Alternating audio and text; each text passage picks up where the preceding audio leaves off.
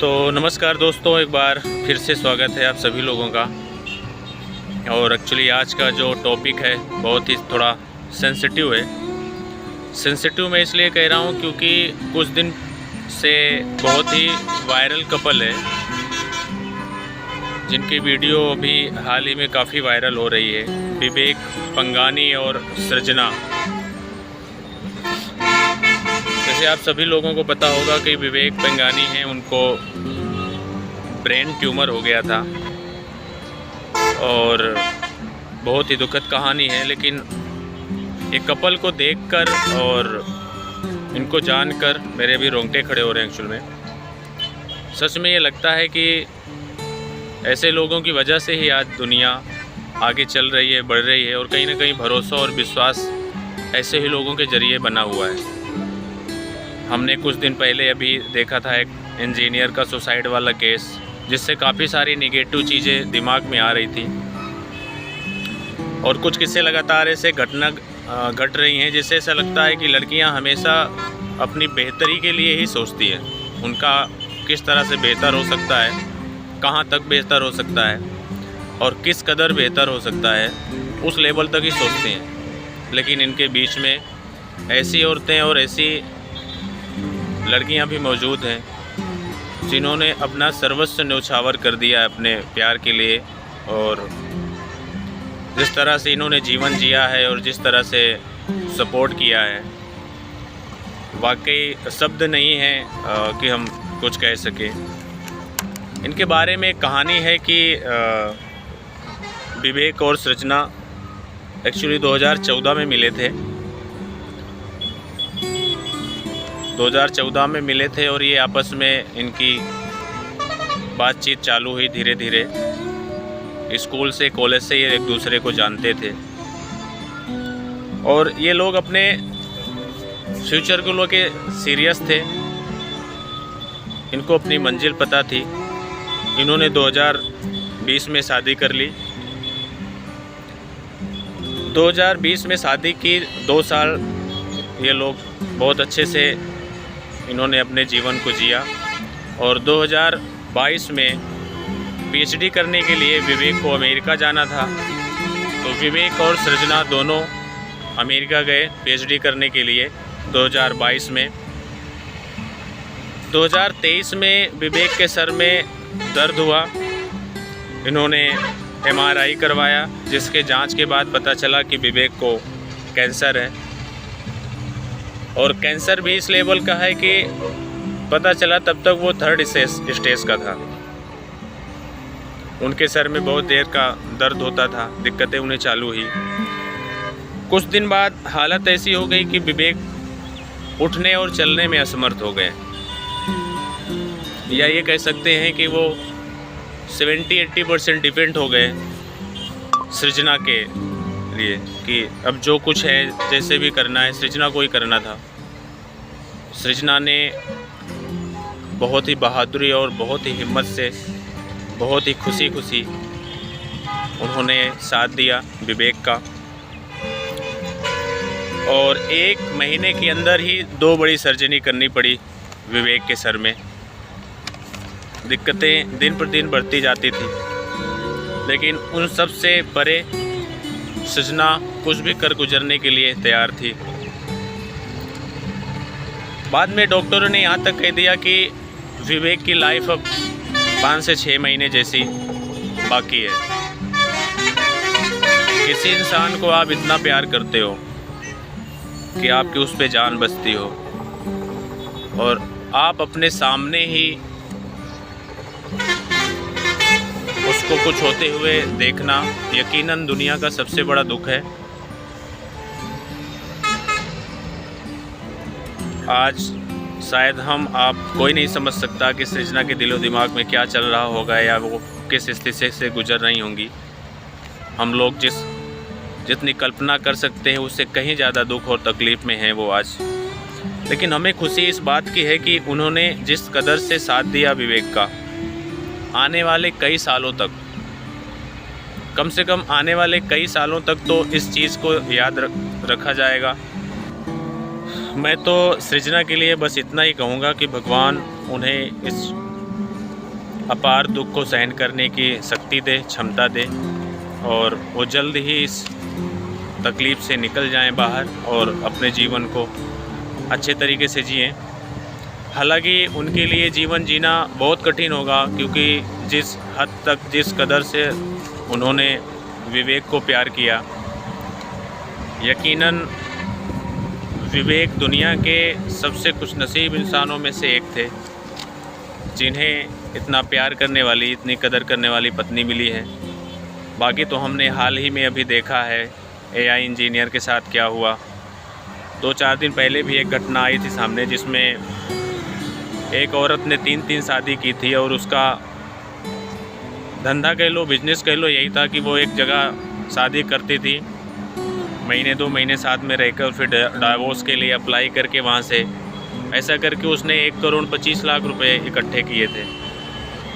तो हमारा समाज, हमारा नज़रिया, हमारे विचार किस दिशा में और किस तरह जा रहे हैं, ये आने वाले टाइम में बहुत ही बुरा प्रभाव इसका पड़ेगा।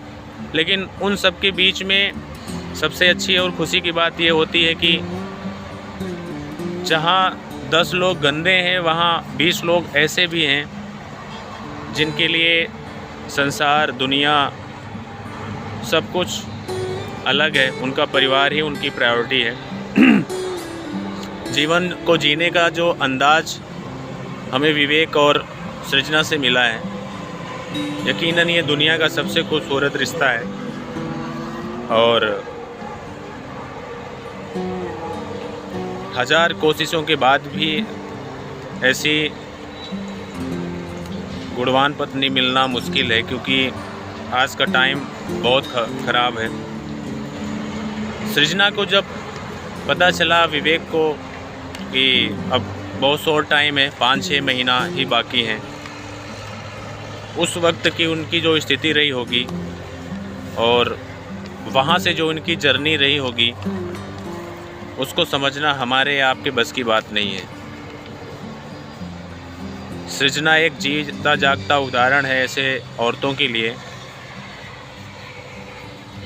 जो अपने जीवन में सिर्फ पैसों को ही प्रायोरिटी देती हैं, पैसों के लिए ही जीती हैं, पैसों के लिए ही कुछ भी करने के लिए तैयार हैं।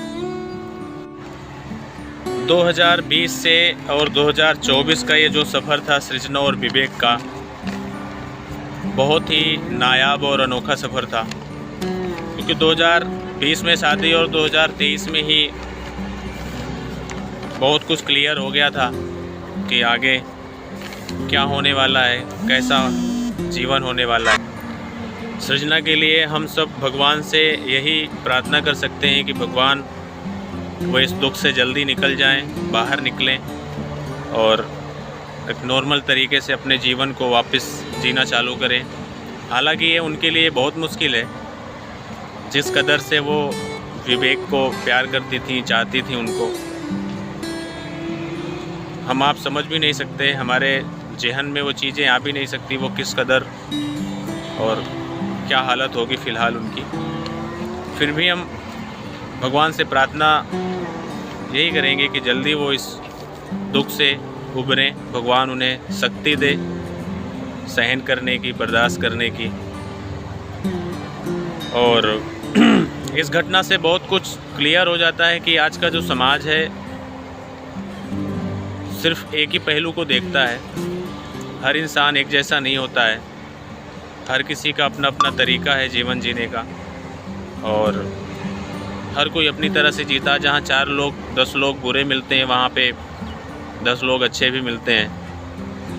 कुछ ऐसे लोग होते हैं जिनकी प्रायोरिटी सिर्फ पैसा होता है, फैमिली से बढ़कर भी। वहाँ कुछ ऐसे लोग भी होते हैं जिनकी प्रायोरिटी उनकी लाइफ, उनका परिवार होता है, उनका पति होता है, उनका बच्चे होते हैं। तो आप सभी से इसी आशा और उम्मीद के साथ कि आने वाला जो टाइम है 2025 हम सभी के लिए एक अच्छा अनुभव लेकर आए, हम सभी के जीवन में खुशियाँ आएँ और सभी लोग बहुत अच्छे से जिएं। बस यही है कि जीवन में जितनी भी सांसें बाकी है उसको अच्छे तरीके से जीना चाहिए। अच्छे तरीके से जीने का मतलब ये है कि दूसरे लोगों के लिए जीना चाहिए। हम अगर किसी का अच्छा नहीं कर सकते तो कम से कम उसका बुरा भी ना करें। किसी के अगर सुख का कारण ना बन सकें तो किसी के दुख का कारण भी ना बने। अपने जीवन के साथ साथ अपने आस पड़ोस के रहने वाले लोगों को, उनका भी ख्याल रखें, अपना भी ख्याल रखें। और 2025 में इतनी मेहनत करें कि 2024 में जो अचीव नहीं हुआ, जो रह गया है, वो 2025 में अचीव हो। आप सभी को नए साल की ढेर सारी शुभकामनाएं। और इसी शुभकामना के साथ आज का ये ब्लॉग यहीं ख़त्म होता है। उम्मीद करता हूँ आप लोगों को पसंद आया होगा। और एक बार फिर से सृजना और विवेक के लिए हमें दुख है कि उनकी प्रेम कहानी अधूरी रह गई। अधूरी का मीन्स कि वो डिजर्व करते थे एक साथ लंबे टाइम तक रहने के लिए, पर शायद भगवान को वो मंजूर नहीं था, क्योंकि सृजना जैसी वाइफ मिलना, पत्नी मिलना आज के इस दौर में, आज के इस समाज में बहुत मुश्किल है।